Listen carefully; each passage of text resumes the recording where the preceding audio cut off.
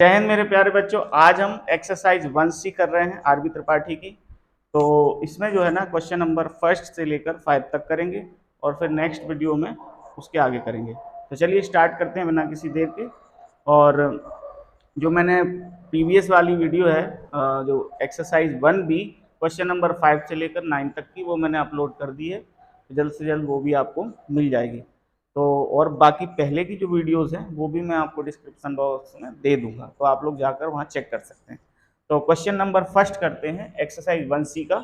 ये कह रहा है कि सिद्ध कीजिए कि समुच्चयों में संबंध बराबर है, तुल्यता संबंध है। यानी कि एक सेट है, सेटों का भी एक सेट है, ठीक है। तो उसका नाम क्या है? ए। तो क्या इसको क्या बोलेंगे? Sets of sets, set of sets, ठीक है। मतलब समुच्चयों का भी समुच्चय है ये, काय का, है ना। इसको हिंदी में क्या लिख देंगे? समुच्चयों का समुच्चय।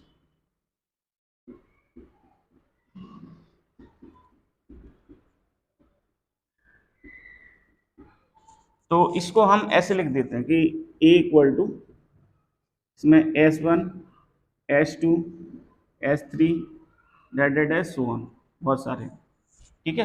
मतलब ये एक सेट है जिसमें अंदर भी सेट्स हैं, ठीक है। अब वो क्वेश्चन क्वेश्चन कह रहा है कि बताओ क्या ये जो है बराबर तुल्यता संबंध है। अब तुल्यता संबंध समझ लो, यानी इक्विवेलेंस रिलेशन क्या होता है। अगर कोई भी रिलेशन है ना, कोई भी रिलेशन अगर रिफ्लेक्सिव, सिमेट्रिक और ट्रांजिटिव है, यानी स्वतुल्य, सममित और संक्रामक है, तो समझ लेना वो फिर तुल्यता भी है, ठीक है। मतलब क्या क्या? If any relation is reflexive, symmetric और transitive, then it is also a relation equivalence, ठीक है। आगे बात समझ में। अब इसमें जो रिलेशन बन रहा है वो कह रहा है कि S1 S2 such that S1 equal to S2 for all S1 S2, ठीक है, बिलोंग्स टू सेट ए, ठीक है।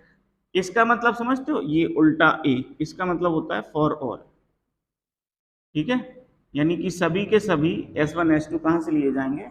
समुच्चय ए से, ठीक है। अब ये तो रिलेशन हो गया। अब ये रिलेशन बताना है क्या ये इक्विवेलेंस है। तो इक्विवेलेंस कब होगा? जब सममित होगा और संक्रामक। तो सबसे पहले हम डाल लेते हैं फॉर रिफ्लेक्सिव, ठीक है, फॉर रिफ्लेक्सिव यानी स्वतुल्य के लिए। स्वतुल्य की शर्त क्या कहती है? स्वतुल्य की कहती है कि A, A belongs to R, है ना, और for all A belongs to set A, दिए गए सेट से, ठीक है। अगली बात सुनो। तो हमें क्या देखना है? ये जो A है यानी बराबर होना चाहिए। तो क्या ये भी बराबर है? तो हम इसको लिख सकते हैं S also belongs to relation, है ना। यहाँ सारे S कहाँ से लिए जाएंगे? सेट ए से, है ना। क्योंकि हर एक एलिमेंट, हर एक सेट अपने आप के इक्वल होता है। आप यहाँ पर अगर याद रखने के लिए लिखना चाहो तो लिख सकते हो, because each element, each set is equal to itself, ठीक है। हिंदी में लिख लेंगे क्योंकि प्रत्येक समुच्चय स्वयं के बराबर होता है। तो ये स्वतुल्य संबंध भी दिखा रहा है, ठीक है। अगली बात समझ, ये वाली शर्त तो ये होती है और यही शर्त क्वेश्चन में है, ठीक है, समझ गए। देयरफॉर ये शर्त रिफ्लेक्सिव की है और इसी वजह से, इसलिए each element, each set is also equal to itself, ठीक है। दूसरा देखते हैं, क्या ये वो सममित है? तो फॉर सिमेट्रिक, यानी सममित संबंध के लिए, सममित की शर्त क्या कहती है? ए बी रिलेशन में हो और बी ए रिलेशन में हो, ठीक है। तो हम ऐसा लिख सकते हैं, if S1 equal to S2, इसका मतलब S1 और S2 दोनों रिलेशन में हैं। दो सेट अगर बराबर हैं, द सेट अगर दो सेट इक्वल हैं तो उनके एलिमेंट्स तो सेम होंगे, लेकिन उनका ऑर्डर आगे पीछे हो सकता है। ठीक है। अच्छा, S1 और S2 इक्वल हैं, देन S2 भी S1 के इक्वल होगा, हाँ है ना। इसका मतलब S2 और S1 भी रिलेशन में आ गए, तो देयरफॉर R इज सिमेट्रिक। ठीक है, सिमेट्रिक रिलेशन। फिर बात करते हैं तीसरा, फॉर ट्रांजिटिव, यानी कि संक्रामक के लिए।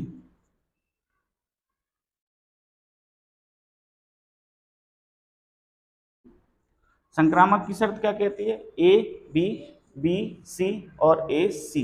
तो हमने लिया S1 इक्वल टू S2 है इफ, तो इस हाँ बराबर का संबंध है ना पहले से, तो आप यहां पर इसके लिए ये भी ले सकते हो कि यहां पर आप ऐसा लिख सकते हो, सममित के लिए S1 S2 दोनों कहां से? सेट ए से। तो इनको करने से पहले हम इसके लिए तीन सेट्स ले लेते हैं इस वाले सेट से। तो लेट, या इसको सीधा लिख दो, S1 S2 और S3 कहाँ से ले लिया हमने? सेट ए से। ठीक है, सेट ए से। ठीक, तो S1 S2 के इक्वल है, इसका मतलब S1 और S2 इक्वल है, तो ये इसी रिलेशन को फॉलो कर रहा है जो कि दिया हुआ है ये वाला, है ना। इसके बाद एंड S2 जो है वो S3 के इक्वल है, क्योंकि हमने तीन लिए ना, तो S2 S3 भी रिलेशन में हो गए। तो अब इन दोनों की वजह से S1 और S3 इक्वल होना चाहिए, तो हो गई। जब S1 S2 के इक्वल है और S2 S3 के इक्वल है, तो तीनों आपस में इक्वल हुए ना, तो पहला भी तीसरे के इक्वल हो गया। Therefore S1 equal to S3 आ रहा है ना, उसमें आ रहा है ये लास्ट तक, तो उसको करो ना ऊपर। ठीक है, तो इसका मतलब S1 और S3 भी जो है संबंध में है। ठीक, इसलिए यहां इसके बाद हम लिख देंगे therefore R is transitive. Transitive भी हो गया। ठीक है, लास्ट में तीनों ये वाला जो संबंध है, ये वाला जो संबंध है वो स्वतुल्य, सममित और संक्रामक तीनों के लिए फॉलो कर रहा है। तो इसका मतलब क्या हुआ? ये स्वतुल्य भी है, तो लिख देंगे लास्ट में हेंस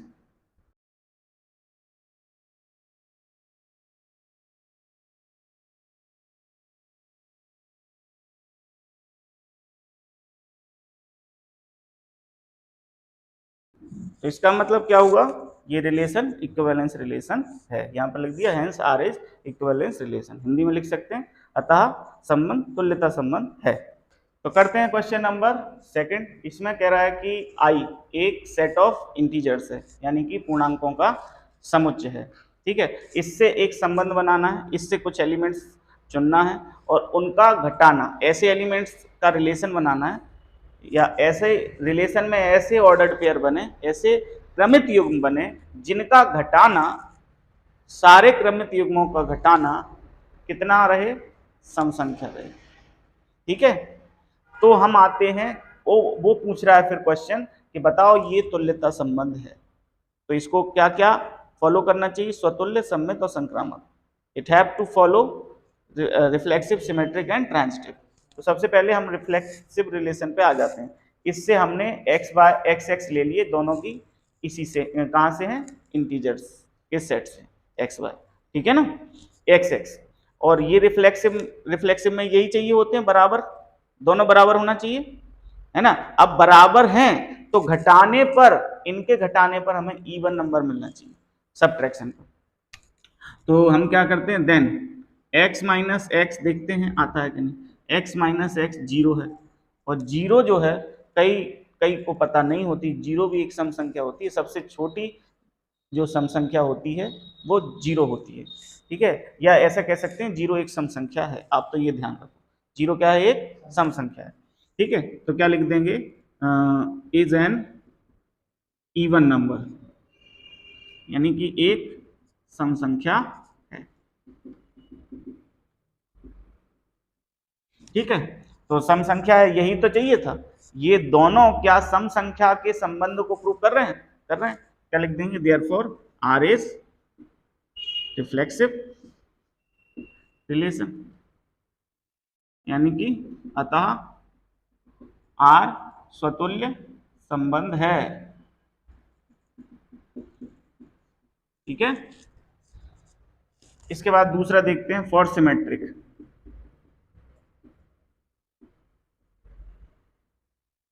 सिमेट्रिक, सिमेट्रिक क्या कहता है, एक्स वाई और वाई एक्स, तो हम दो एक सेट या दो एलिमेंट उठा लेते हैं, कहां से, आई से, एक्स वाई कहां से ले लिए, आई से।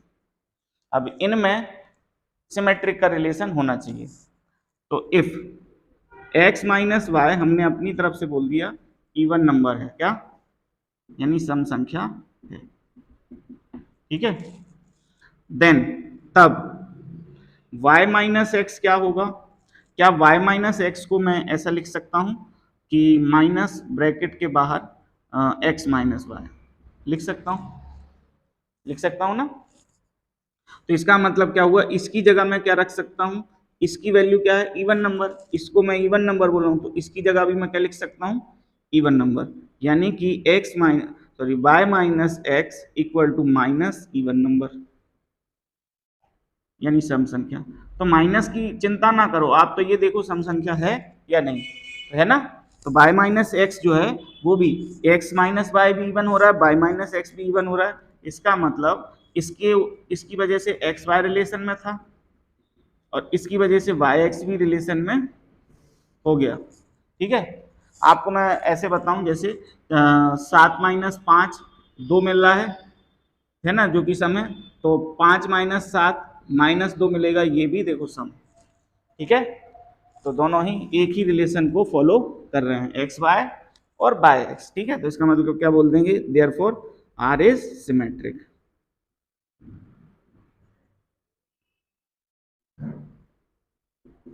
ठीक है, यानी क्या था, आर सम में थे।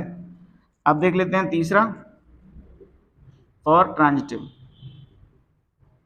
इस पर थोड़ा गौर करना आप लोग, पहले मैं लिख प्रूव कर देता हूं, फिर उसके बाद बाजू में एग्जाम्पल लिख दूंगा, ठीक है। लेट, हमने उठा लो तीन एलिमेंट यहां से, एक्स वाई जेड, कहां से ले लिए, इंटीजर से।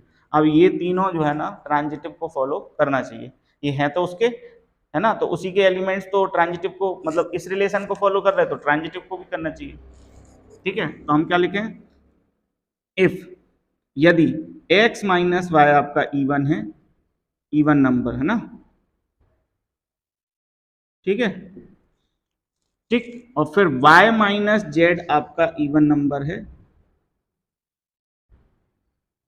एंड करके लिखेंगे, यानी ये वाला रिलेशन में है, it implies X Y relation में है, it implies X Y Z भी रिलेशन में है, देन इन दोनों से हमें x माइनस जेड भी मिलना चाहिए, और x माइनस जेड मिलने के बाद भी वो नंबर काय में आना चाहिए, इवन आना चाहिए। तो हम इन दोनों को जोड़ें अगर, तो x minus then x minus Y plus Y minus Z, even का सम क्या होता है, ठीक है, इवन नंबर मिलेगी, sum of even is also an even, sum of even is also even numbers, यानी कि सम संख्याओं का योग एक सम संख्या होती है, ठीक है। तो इन दोनों को जोड़ोगे तो भी आ जाएगी, ये LHS जुड़े तो RHS। अब देखो, तो मैं क्या लिख सकता हूँ, बाय से बाय कट गया, यानी x माइनस जेड आ गया। इन दोनों ने ही दिया ना, इन दोनों ने, इसने और इसने ही दिया ना x माइनस जेड, तो ये भी एक इवन नंबर आ गया कि नहीं आ गया, यानी सम संख्या आ गई कि नहीं आ गई। तो इसका मतलब इट एम्प्लाइज एक्स जेड भी रिलेशन को फॉलो कर रहा है। अब आपको मैं एक एग्जांपल देता हूं, ठीक है, इसी का। जैसे 7 माइनस 5 आपको 2 मिल रहा है, ठीक है, और 5 माइनस 3 आपको 2 मिल रहा है, ठीक है। तो इनको जोड़ते हैं हम, तो 7 माइनस 5 प्लस 5 माइनस 3 बराबर 4। तो 7 माइनस 5 और 5 माइनस 3 दोनों को जोड़ा तो हमें ये देखो LHS को जोड़ा RHS, तो ये भी हमें क्या मिल रहा है, इवन नंबर मिल रही है, ठीक है। और हमें ये क्या है, A minus B minus C, तो A माइनस C यानी 7 माइनस 3 मिलना चाहिए इससे, तो मिल रहा है 7 माइनस 3 जो कि 4 यानी सम संख्या है, ठीक है। तो AB रिलेशन, AB भी घट के 2 सम दे रहा है, BC भी घट के सम दे रहा है, तो AC के भी घटने पर सम आ रहा है, ठीक है ना। तो इसलिए ये क्या हो गया, देयरफॉर R इज ट्रांजिटिव, इसलिए R कैसा है, ट्रांजिटिव रिलेशन है, या कि संक्रामक संबंध है। और तीनों संबंध को, ये वाला संबंध जो है वो तीनों संबंध को लेकर चल रहा है, स्वतुल्य, सम्मित और संक्रामक। तो तीनों को जो लेकर चलता है वो क्या होता है, तुल्यता संबंध। तो लास्ट में क्या लिख देंगे, hence this is an equivalence relation, अतः यह एक तुल्यता संबंध है, ठीक है। तो आइए करते हैं क्वेश्चन नंबर 1C का थर्ड। इसमें कह रहा है कि एन ही बोला, यस, एन जो है वो सेट ऑफ पॉजिटिव इंटीजर्स है, यानी कि धनात्मक पूर्णांकों का समुच्चय, यानी कि प्राकृत संख्या। धनात्मक पूर्णांक प्राकृत संख्याएं होती हैं, positive integers are natural numbers. और फिर इनसे एक रिलेशन बनाया जा रहा है एक्स वाई ऑर्डर पेयर की फॉर्म में, ठीक है। और एक्स वाई का घटाना क्या मिलना चाहिए, कुछ भी मिले लेकिन वो एन से डिवाइड हो, मतलब एन कैसा हो, एक से बड़ा, एक से बड़ा कोई सा भी नंबर हो उससे डिवाइड हो एक्स माइनस वाई, ठीक है। तो अगर ऐसा है तो ये तुल्यता संबंध यानी कि इक्विवेलेंस है या नहीं, ये पता करना। तो चलिए शुरू करते हैं। पहला हम लेते हैं फॉर रिफ्लेक्सिव, तुल्यता के लिए, सॉरी, स्वतुल्य के लिए क्या बोलता है स्वतुल्य की शर्त, हमने कहा कि लेट x बिलोंग्स टू, कहाँ से, नेचुरल नंबर से। x ले लिया, एक ही चाहिए और इसी का डबलेट होना चाहिए क्या में, रिलेशन, ठीक है।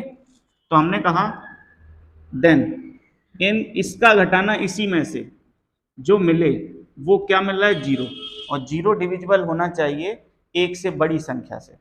तो भैया 0 तो किसी से भी डिविजिबल होता है, 0 2 से डिविजिबल है, 0 1 से बड़ी है कि नहीं, ये 1 से बड़ी है कि नहीं, ये 2 1 से बड़ी है, ठीक है। इसके बाद 0 10 से भी डिविजिबल है, जो ये भी 1 से बड़ी है ना, समझ में आ रहा है ना। तो वो ये कह रहा है कि इनके घटाने पर, यानी इनके घटाने पर हमें जो भी मिलता है वो 1 से बड़ी से विभाजित हो, which is divisible by greater than 1, understood. तो हमने वही लिखा तो हमने 0 इज डिविजिबल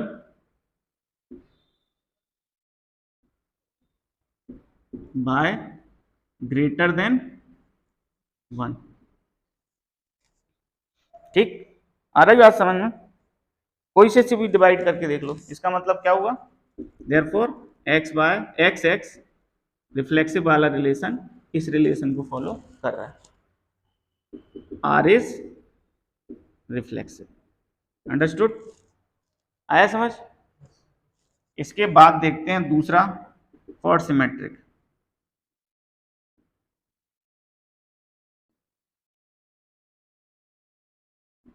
आप कोई सी भी बराबर संख्या ले लो, देखो जैसे मान लो मैं अगर रिफ्लेक्सिव की ही बात करूं, 4 में से 4 गया 0, और 4 और 4 दोनों क्या है, पॉजिटिव इंटीजर है, 4 में से 4 गया 0 मिला।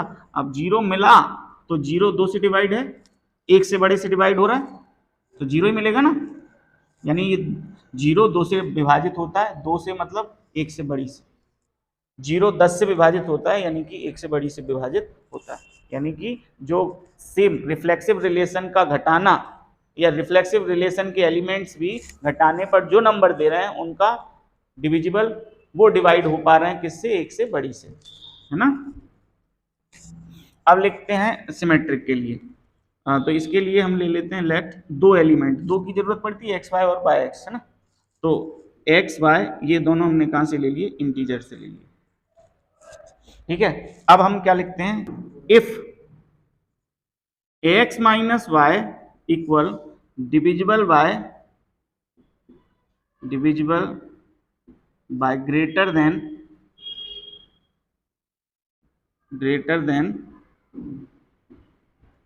1, ठीक है। इसको कैसे, जैसे मैं यहां ले लेता हूं कि 10 माइनस 4 जो कि मुझे 6 मिला, तो 6 किन किन से, 1 से बड़ी से विभाजित है क्या, 1 से बड़ी से डिवाइड हो रहा है 2 से हो रहा है, it is divisible by 2 3 and 6 also, 6 से भी हो रहा है, तो 2 से 1 से बड़ी से होना चाहिए, तो वो ये ऐसी नंबर है यहाँ पर, यानी कि जिनके घटाने पर जो मिल रहा है वो 2 से बड़ी से डिविजिबल, सॉरी 1 से ग्रेटर से डिविजिबल है, ठीक है।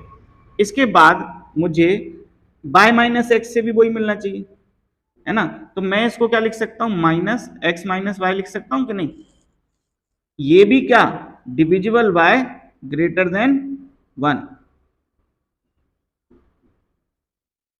ग्रेटर देन 1, ठीक है।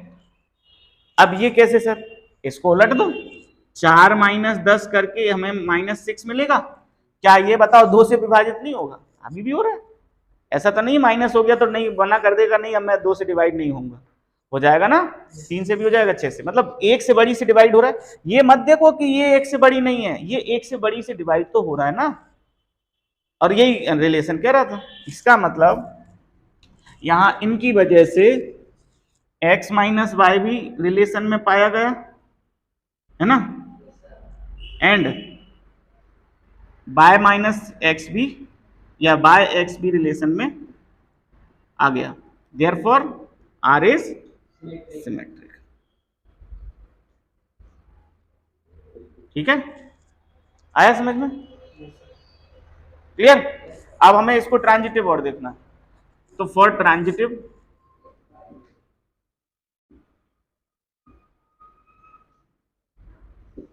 यानी कि तीसरा है, काय के लिए देखना, संक्रामक के लिए देख रहे हैं, तो संक्रामक की कहती है ए बी बी सी, तो ए सी, ठीक है। तो हमने 3 लेना पड़ेंगे यहाँ एलिमेंट, कहां से उठाना पड़ेंगे, पॉजिटिव इंटीजर से, तो लेट एक्स वाई जेड, और तीनों कहां से ले लिए, आई से, ठीक है।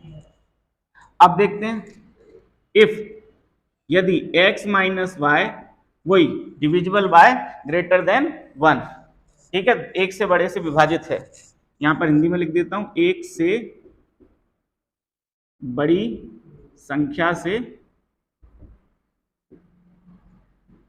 या आप ऐसा लिख सकते हो कि n है, n के लिख सकते हो, n के का मतलब होता है n से डिवाइड हो रही है, अच्छा n के n से डिवाइड हो रही है कि नहीं, हो रही कि नहीं, हो रही, ठीक है, और where n is greater than 1, आप ऐसा लिख सकते हो, मतलब n के पहाड़े में आ रही, और n कैसा है, 1 से बड़ा, ठीक है। तो y minus X, Y minus Z, और y माइनस जेड भी n के है, ठीक है, k नहीं है तो p मान लो, p मान लो, अभी भी ये n ग्रेटर देन 1 से डिविजिबल है, मतलब ऐसा कह सकते हो कि n का पहाड़ा 1 से ज्यादा बार, जैसे मान लो 2 से 1 का पहाड़ा नहीं, 1 से बड़े का पहाड़ा, 2 2 एकम 2, ये हो सकती है, 2 हो सकती है, 4 हो सकती है, 5 हो सकती है, सॉरी 6 हो सकती है, 8 हो सकती है, यानी 2 का पहाड़ा हो सकती है, ग्रेटर देन 1 का पहाड़ा हो सकती है, ठीक है, और ये भी 2 से बड़ी का पहाड़ा है, ठीक है। तो देन अब हमें इनसे मिलना चाहिए क्या, AC। तो हम इन दोनों को जोड़ दें, इन दोनों को जोड़ दें, x minus Y plus Y minus Z equal to N के प्लस एन पी। क्या कॉमन आ रहा है, n और k plus p, where n is greater than 1। अभी भी n बड़ा होगा, ठीक है। अब एक एग्जांपल ले लेते हैं, इसको बाय से बाय काट दें, तो x minus Z equal to n और ब्रैकेट में k प्लस p, ठीक है। तो अब मैं कह सकता हूं here X Y belongs to relation, या एक्स वाई और Y Z belongs to relation, it implies that X Z also belongs to relation. मतलब एक्स वाई और वाई जेड अगर संबंध में थे तो इनकी वजह से ये एक्स जेड भी संबंध में आ गया, ठीक है। एक एग्जांपल लेके आपको ये एन वन में संबंध जो है ना समझ में नहीं आ रहा होगा, तो एक एग्जांपल ले लेते हैं, ठीक है। जैसे मैंने लिखा 10 माइनस 6 ले लेते हैं, तो ये 4 आया, ये 2 से बड़ी से विभाजित हो रहा है, 2 से विभाजित हो रहा है, सॉरी 1 से बड़ी से विभाजित हो रहा है, 2 से हो रहा है, 4 से हो रहा है, दोनों ही 1 से बड़ी हैं, ठीक है। तो it is divisible by greater than 1, and इसको मैं क्या लिख सकता हूं, 4 को 2 इंटू 2 के पहाड़े में आ रही है, इसका मतलब 2 के पहाड़े में आ रही है, यानी 1 से बड़े के पहाड़े में भी ये आ रही है, जिसके पहाड़े में आ रही है उससे वो विभाजित है, 2 के पहाड़े में आ रही है 2 से विभाजित है, यानी 1 से बड़ी से विभाजित है। फिर मैं लिखता हूं 6 माइनस कितना लिख दूं, 6 माइनस 6 लिख देते हैं, या 6 माइनस 4 लिख देते हैं, 2 मिला, ये भी किससे डिविजिबल है, 1 से बड़ी से, यानी 2 से भी डिविजिबल है कि नहीं। इसके बाद अब इन दोनों को जोड़ते हैं, तो 10 माइनस 6 प्लस 6 माइनस 4, और इन दोनों का जोड़ कितना हो गया 6। भैया 6 भी तो 2 से बड़ी से डिवाइड है, 6 भी तो 2 से बड़ी से डिवाइड हो पा रही है कि नहीं हो पा रही है, ठीक है। तो हम क्या, 6 से 6 कट गई, 10 माइनस 4, AC आ गया, AC भी, AC के भी घटाने से जो नंबर प्राप्त हो रही है वो भी आपकी 1 से बड़ी से डिविजिबल है, वही हमने यहां किया, अंडरस्टूड। तो अब ये संबंध तीनों संबंधों को फॉलो कर रहा है, तो क्या लिख देंगे, हेंस, पहले तो ये लिख देते हैं कि ये ट्रांजिटिव है, देयरफॉर R इज ट्रांजिटिव, और अगर ये ट्रांजिटिव है तो ये पूरा का पूरा रिलेशन क्या हो गया, क्योंकि ये तीनों को फॉलो कर रहा है, रिफ्लेक्सिव, सिमेट्रिक और transitive, there hence R is equivalence relation.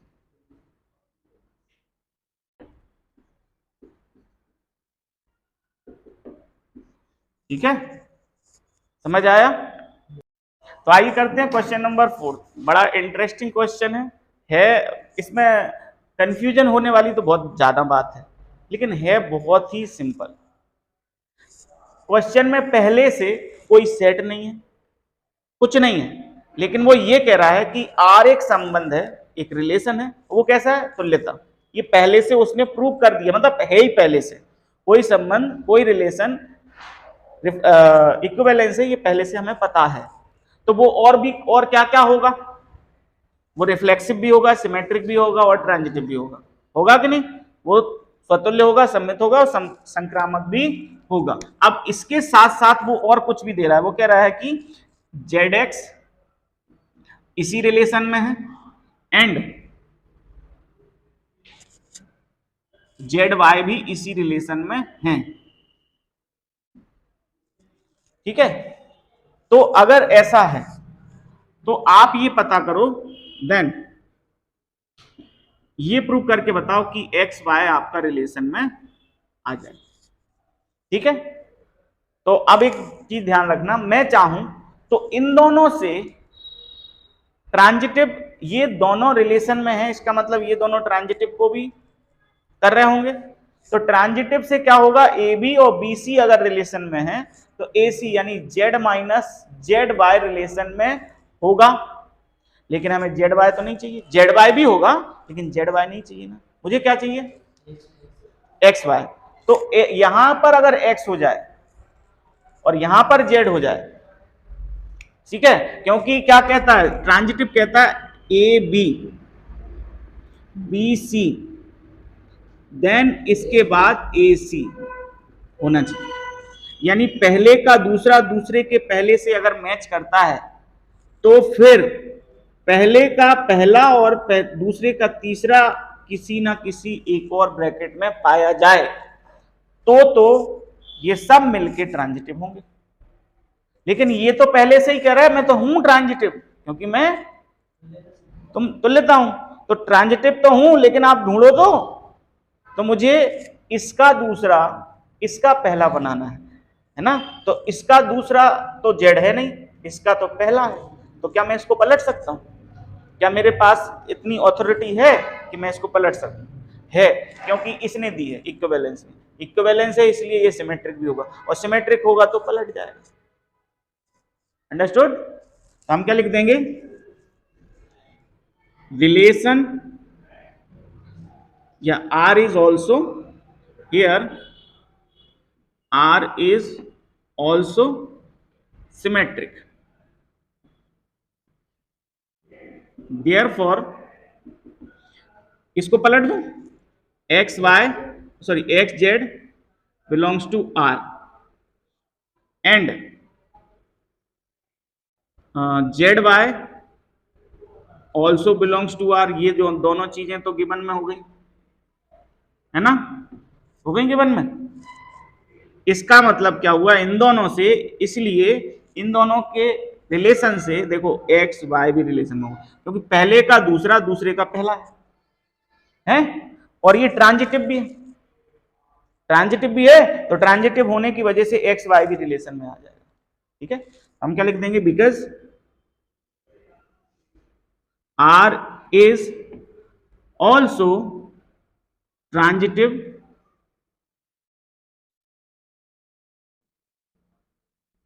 चूंकि आर एक तो संक्रामक संबंध भी है, इसका मतलब एक्स वाई भी रिलेशन में होगा। याद रखना, आप यहां पर वैसा नहीं लिख सकते डायरेक्ट कि एक्स जेड है जेड वाई है तो एक्स वाई भी होगा। ये कब हुआ, नहीं ये कब हुआ, ये दोनों की वजह से, ये दोनों दिए थे और ये दोनों इसमें हैं तो ट्रांजिटिव में भी होंगे, और ट्रांजिटिव में है तो इसका पहला इसका तीसरा भी। अंडरस्टूड? आ गई बात समझ में? ट्रांजिटिव है तो मुझे चाहिए था एक्स वाई रिलेशन में, तो पहले का दूसरा दूसरे का पहला होना चाहिए जो कि दिए हुए हैं पहले से, लेकिन ऐसा नहीं था, तो मुझे यहां जेड चाहिए था क्योंकि यहां पर जेड है, तो यहां जेड लाने के लिए मैंने सिमेट्रिक, ये सिमेट्रिक भी है तो पलट के भी वही होगा, उसी रिलेशन में होगा, तो पलटा तो भी रिलेशन में है और ये पहले से रिलेशन में है। अब ये दोनों ट्रांजिटिव भी हैं तो इसका मतलब एसी भी रिलेशन में है। अंडरस्टूड? समझ में आया? ठीक है, पांचवा देखते हैं। तो आइए करते हैं क्वेश्चन नंबर 5। इसमें कह रहा है एक सेट आई है जो कि set of non zero integers है, यानी जीरो नहीं है ऐसे पूर्णांक लेना हमें। तो यहाँ पर आप देख रहे हो कि इससे रिलेशन बनाना है कि एक्स और वाई जो ऑर्डर्ड पेयर है वो इस तरीके से कुछ संबंध अपना बना कर रखें। तो मतलब कहने का ये फॉर्मेट बनाए और इक्वल है, ये क्वेश्चन कह रहा है कि ऐसा रिलेशन है। तो ये बोल रहा है कि क्या ये इक्विवेलेंस है, देख लेते हैं। पहले हमें रिफ्लेक्सिव चेक करना पड़ेगा, तो रिफ्लेक्सिव की कंडीशन चेक करते हैं।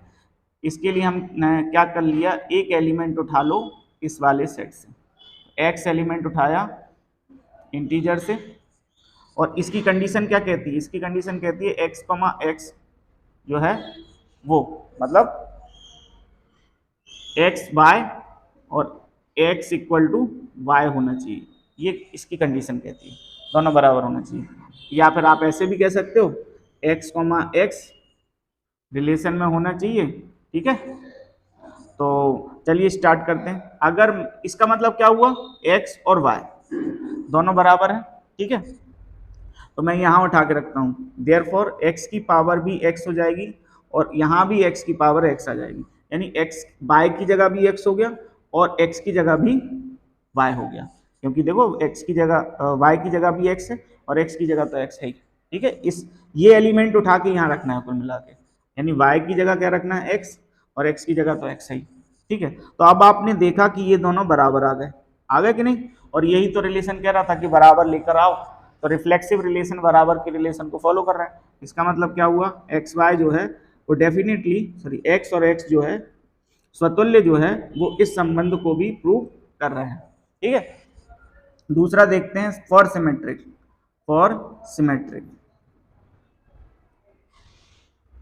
सिमेट्रिक रिलेशन क्या कहता है, सिमेट्रिक रिलेशन कहता है कि एक्स वाई अगर संबंध में हो तो वाई एक्स भी होना चाहिए। तो हमने क्या किया कि x की पावर y और y की पावर x यदि रिलेशन में इफ, और यहां पर ले लेते हैं कि लेट x y दो एलिमेंट उठा लेते हैं यहीं से, और इन दोनों एलिमेंट्स के लिए इन वो सिमेट्रिक रिलेशन होना चाहिए। तो x की पावर y और y की पावर x अगर इक्वल है तो यानी कि ये वाला जो है इस रिलेशन को तो फॉलो हमने करवा दिया, तो उल्टा भी फॉलो करे, अगर ऐसा है तो उल्टा भी होना चाहिए तभी वो सिमेट्रिक है। तो क्या मैं इसको यहां नहीं लिख सकता, y की पावर x और x की पावर y। अब इस चीज में ये देख लो कि पहले की पावर दूसरे का बेस है, तो देखो पहले की पावर x है, दूसरे का बेस x है, पहले का जो बेस है वो दूसरे की पावर है, तो इसका मतलब क्या हो गया, y x भी जो है रिलेशन में आ गया, ठीक है। Therefore r is symmetric. अब देखते हैं हम ट्रांजिटिव, तो फॉर ट्रांजिटिव यहां पर डालते हैं, फॉर ट्रांजिटिव के लिए कंडीशंस क्या होती है, एक्स वाई बाई जेड और जेड एक्स होना चाहिए। तो हमारे पास लिखा हमने तीन एलिमेंट यहां पर लेना पड़ेंगे, लेट एक्स वाई और जेड, कहां से लें, इंटीजर से, ठीक है।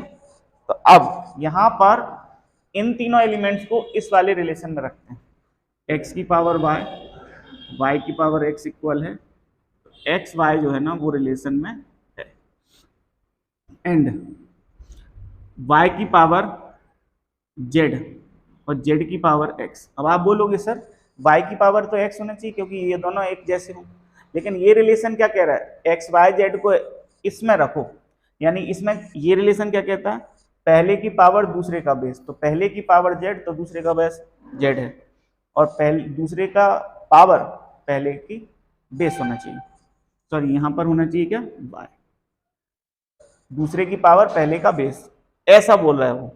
अगर मैं इसको रख दूंगा तो x बाई की पावर x यहाँ तो है ही नहीं, जबकि तीसरे नंबर पर क्या आना चाहिए, z, ठीक है।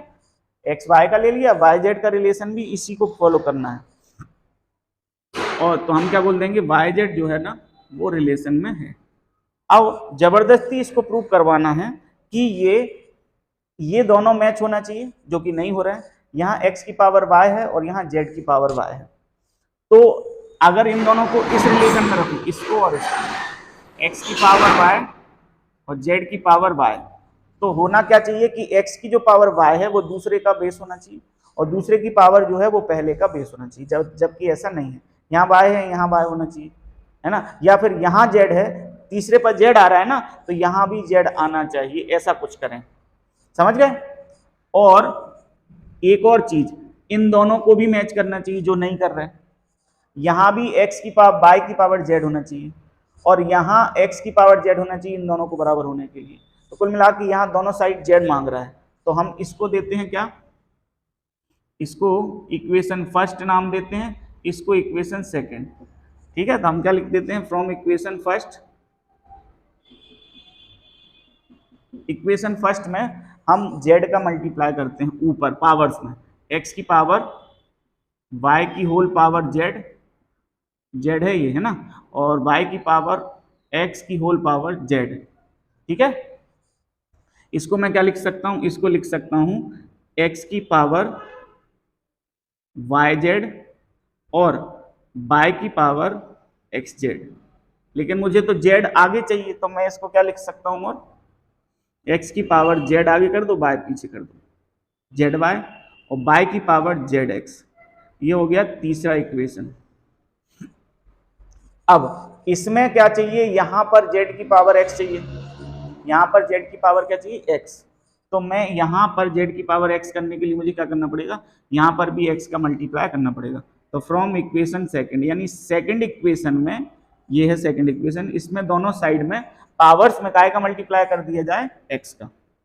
तो from equation second x by की पावर z की होल पावर x और z की पावर y की होल पावर x, इसको मैं क्या लिख सकता हूं, बाय की पावर zx, यानी इसका इसमें मल्टीप्लाई, और इसको लिख सकते हैं z की पावर yx। ठीक है, तो इसको मैं ऐसे भी लिख सकता हूं, x को आगे कर देता हूं ताकि ये दोनों एक जैसे हो जाएं। ये दोनों तो एक जैसे वैसे भी हैं, तो आप इसको ही आप फोर्थ इक्वेशन दे सकते हो, है ना, फोर्थ। तो from equation third and fourth, third और फोर्थ से देखें तो हम ये दोनों इक्वल हैं, तो ये दोनों भी इक्वल होंगे, यानी कि x की पावर zy, x थोड़ा बड़ा लिख देते हैं, और z की पावर yx, x की पावर zy और z की पावर yx सेम हो गए, तो y से y कैंसिल हो गए, यानी कि इसको मैं क्या लिख सकता हूं, x की पावर z और z की पावर x। यही हमारा मकसद था कि x की पावर z हो जाए और z की पावर x हो जाए। ठीक है, तो इसका मतलब क्या हुआ, फ्रॉम ये फर्स्ट सेकंड और फिफ्थ से देखें, from first second and fifth,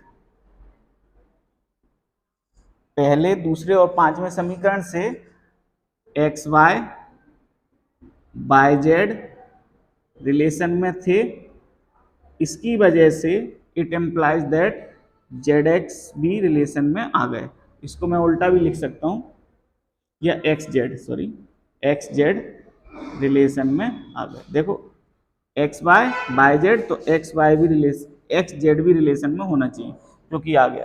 तो इसलिए आर कैसा हो गया, ट्रांजिटिव, आर हो गया ट्रांजिटिव, और आर ट्रांजिटिव है तो इस दिए गए रिलेशन में इसने सिमेट्रिक रिफ्लेक्सिव को, यानी स्वतुल्य को, सिमेट्रिक सममित को, ट्रांजिटिव स्वतुल्य को, संक्रामक को फॉलो कर दिया। इसका मतलब ये वाला रिलेशन कैसा है, equivalence, hence R is equivalence relation.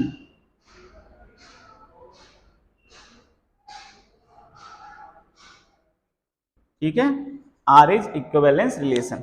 I hope आपको ये समझ में आ गया होगा, और समझ में आया हो तो इसको लाइक, शेयर और अपने दोस्तों को कहिए, इसको ज़्यादा से ज़्यादा शेयर करें, आप भी करें, वो भी करें। ठीक है।